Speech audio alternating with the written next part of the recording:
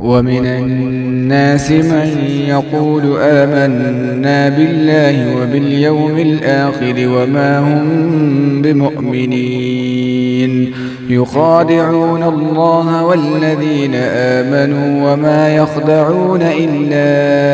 أنفسهم وما يشعرون في قلوبهم مرض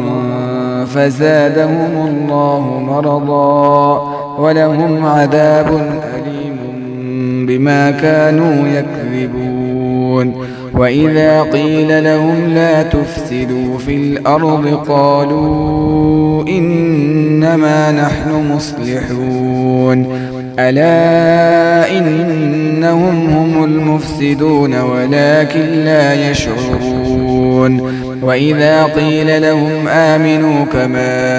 آمن الناس قالوا